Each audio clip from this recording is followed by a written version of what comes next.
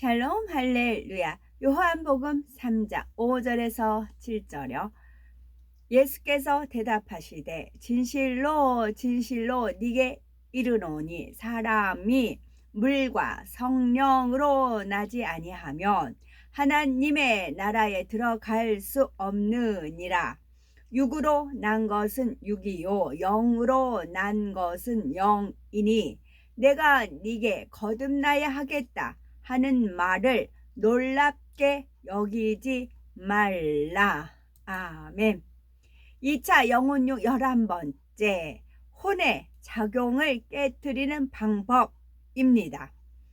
우리가 영으로 들어가기 위해서 무엇보다 중요한 작업, 곧 혼의 작용을 깨트리는 방법에 대해서 살펴보겠습니다. 사람은 눈에 보이는 육으로만 이루어진 것이 아니라 몸 안에 보이지 않는 영과 혼이 있습니다. 그래서 자신의 몸, 곧 육뿐만이 아니라 영과 혼에 대해서도 알아야 참으로 자신을 안다고 할 수가 있습니다. 또한 자신을 알아야 마음 먹은 대로 자신을 조절할 수가 있고 통제해 나갈 수가 있습니다. 첫사람 아담은 영이 혼과 육을 다스림으로써 영이 원하는 대로 혼과 육이 순종해 주었기 때문에 마음에 무엇을 원하면 그대로 할 수가 있었습니다. 그런데 아담의 타락 후 영이 죽자 혼과 육이 잘 순종하지 않게 되었지요. 그래서 사람들이 마음은 간절한데 그렇게 할 수가 없다라고 하는 것입니다. 신앙생활도 마찬가지입니다. 마음에서는 죄를 버리고 싶고 새 예루살렘을 소망하며 말씀대로 살기 원하는데 사람이 육에 거하는 만큼 혼과 육이 순종을 하지 않습니다. 마음에서는 중심으로 기도하고 싶다 해도 육은 힘들다, 기도하기 싫다 하는 것입니다. 또한 마음에서는 사랑하고 싶다, 선으로 생각하고 싶다 해도 혼은 저 사람은 이해가 안 된다, 얄밉다 하지요. 그런데 주님을 영접한 후에 영이 살아나면 기도하여 하나님의 능력을 받음으로 불순종하는 혼과 육을 진리 안에 복종시켜 나갈 수가 있습니다. 성령으로 영을 나아가는 만큼 성결되는 만큼 영의 힘이 점점 강해지기 때문에 마음이 원하면 혼과 육이 그대로 순종하는 것입니다. 혼의 작용을 깨트리는 방법입니다. 우리가 주님을 영접하면 성령을 받고 죽었던 영이 되살아나는 겁니다. 죽었던 영이 되살아나 중심에서부터 기쁨과 감사가 넘쳐납니다. 그런데 아무리 복음을 들어도 믿지 못하는 사람들이 세상에는 참으로 많습니다. 이는 그들의 혼이 강하게 작용하기 때문입니다. 예를 들어 눈에 보이지 않는 사람을 어떻게 믿는가, 동정녀가 어떻게 잉태할 수가 있고 죽은 사람이 어떻게 부활할 수가 있는가, 이렇게 혼의 작용이 먼저 일어나기 때문에 전도를 받아들일 수가 없는 것이지요. 고린도전서 2장 14절에 육에 속한 사람은 하나님의 성령의 일을 받지 아니하나니 저희에게는 미련하게 보이며 또 깨닫지도 못하나니 이런 일은 영적으로라야 분별함이니라 말씀하십니다. 따라서 사람이 영의 것을 받아들이기 위해서는 먼저 비진리의 혼의 작용을 깨트리고 마음의 문을 열어야 합니다.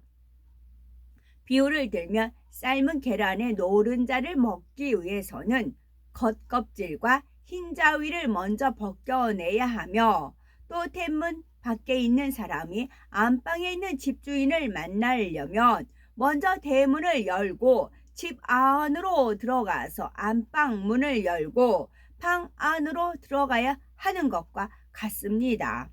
이처럼 먼저는 혼을 깨트리고 곧 생각의 문을 열고 다음에 마음의 문을 열어야 복음이 사람의 영에까지 닿을 수가 있는 것입니다. 그러면 어떻게 해야 혼을 깨트릴 수가 있을까요? 가장 중요한 것은 상대가 스스로 내 지식과 생각이 옳지 않구나 하고 인정하도록 하는 것입니다.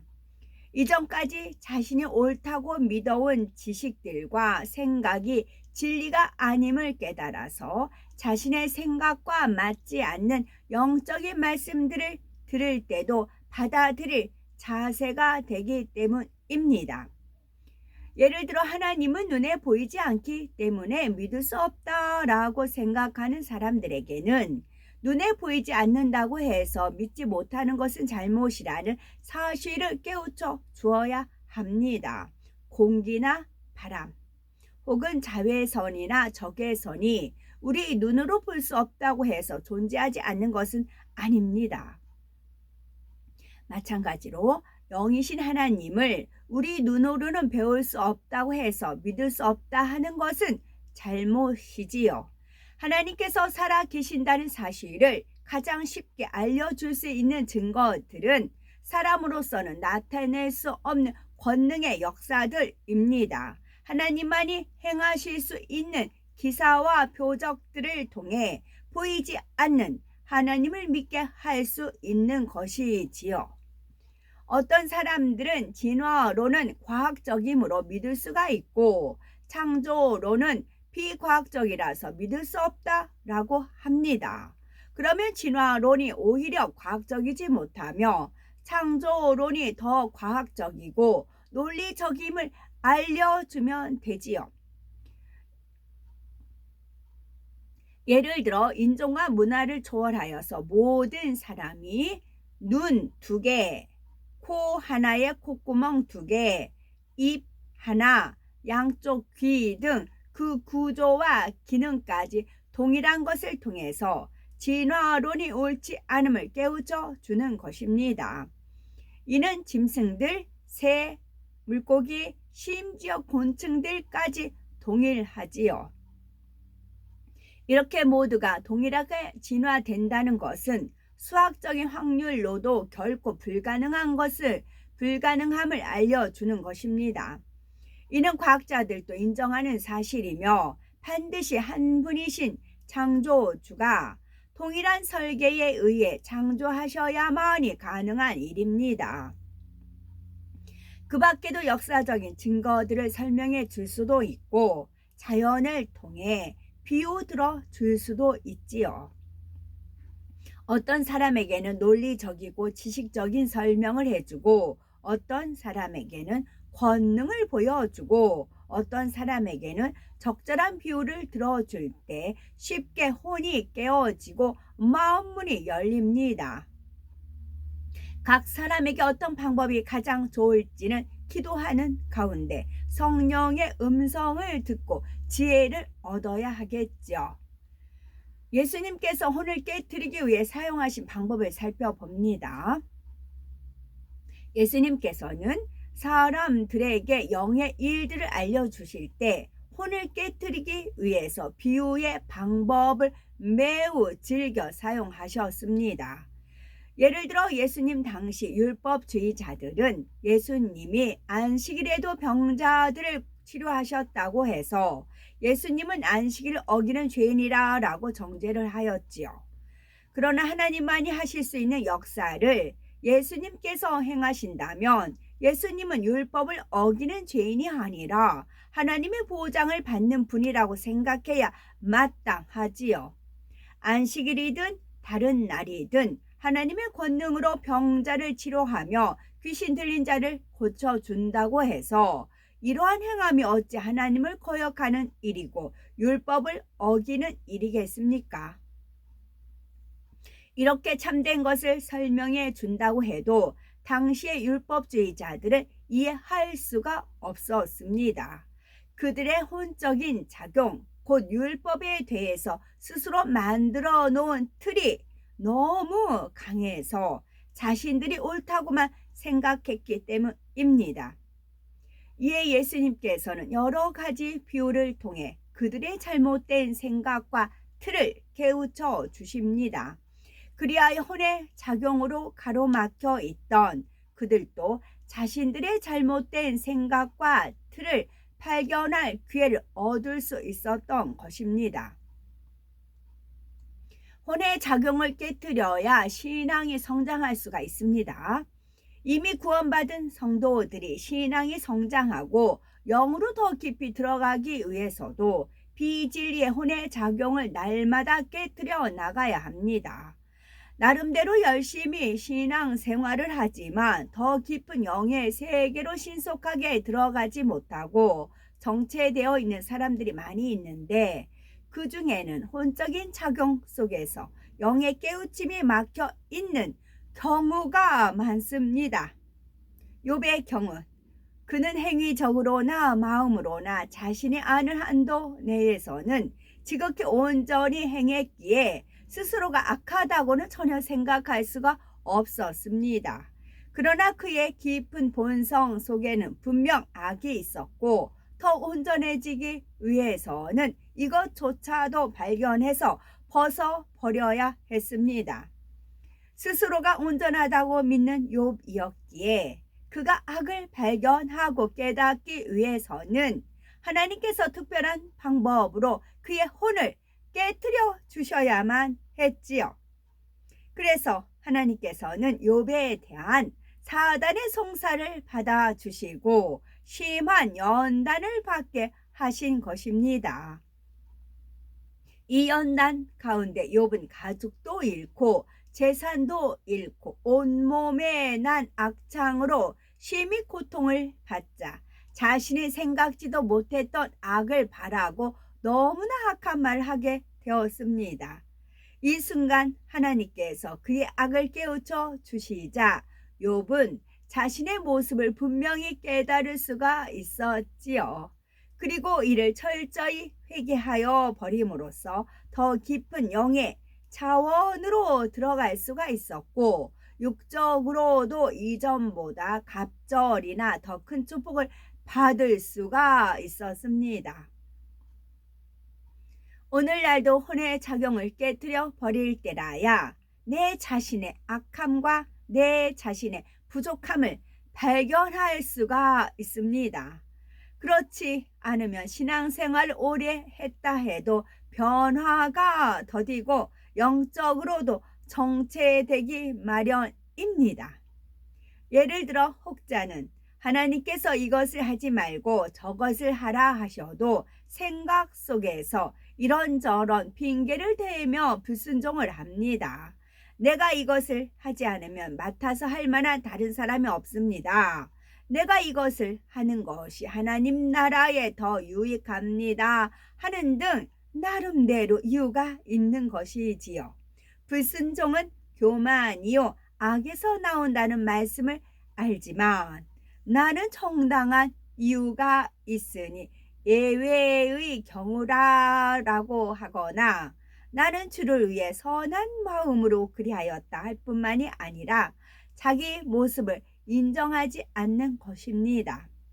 그러나 먼저 낮아진 마음으로 자신의 잘못을 인정하고 회개하여 돌이킬 때라야 자신의 중심에 대해서 더욱 밝게 깨달을 수가 있습니다. 이렇게 혼을 깨트릴 때 하나님께서도 그를 더 온전케 하시고 더 깊은 영의 세계로 인도하실 수가 있지요. 어떤 사람은 악을 행하고도 그럴 수밖에 없는 상황이었다 하거나 저 사람이 나에게 악을 행했기 때문에 나도 악으로 대응할 수밖에 없었다 말하기도 합니다. 그러나 환경 탓, 남의 탓을 하는 것이 아니라 먼저 자신의 악함을 철저히 인정해야 합니다.